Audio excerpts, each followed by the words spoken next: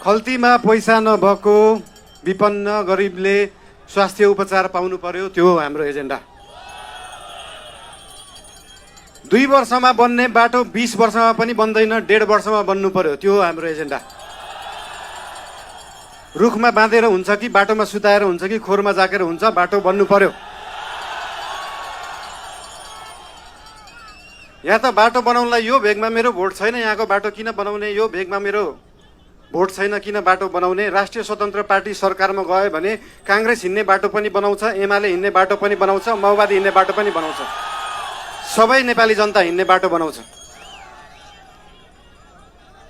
मान्छेले देशलाई स्विजरल्यान्ड बनाउनु पर्छ भन्छन्। स्विजरल्यान्डको बाउ बढी मालिका यहीँ छ, किन बनाउनु पर्यो स्विजरल्यान्ड?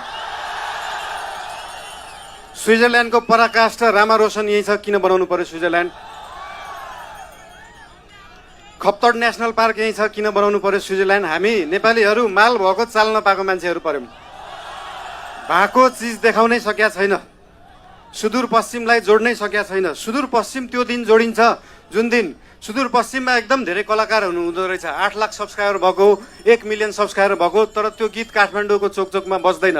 जुन दिन सुदूरपश्चिमको गीतहरू काठमाडौँको चोकचोकमा बज्छ अनि बल्ल जोडिन्छ सुदूरपश्चिम काठमाडौँसँग। सुरुमा त गीत बज्नु पर्यो, त्यसपछि आवाज बज्छ, त्यसपछि माग पुरा हुन्छ। सुन्दा सानो जस्तो लाग्छ, तर त्यो हो राष्ट्रिय स्वतन्त्र पार्टीको एजेन्डा। सुदूरपश्चिमलाई सुनजिक पश्चिम बनाउनु पर्यो, राष्ट्रिय स्वतन्त्र पार्टीको त्यो हो एजेन्डा।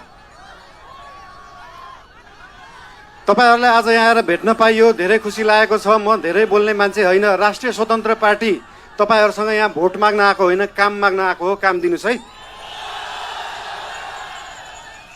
तपाईहरुले भोट दिनु भएन भने पनि राष्ट्रिय स्वतन्त्र पार्टीले सुदूरपश्चिम बनाउँछ। काम माग्न आएको हो। के छ तपाईहरुको काम? हाम्रो उम्मेदवारहरूलाई, हाम्रा पार्टीका मान्छेहरूलाई हाम्रो काम यो हो भनेर लिस्ट दिनु। भोट नदिए पनि हुन्छ, बरु कामको लिस्ट दिनु, काम गरेर देखाउँछ राष्ट्रिय स्वतन्त्र पार्टीले।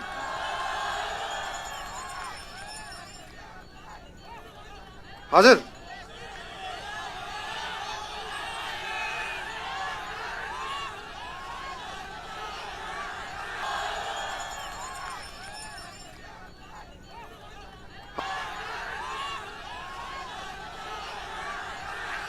धन्यवाद। सुदूर अब दूर नाइ, झिक्कै झिक्कै माया तमलाई। I love you.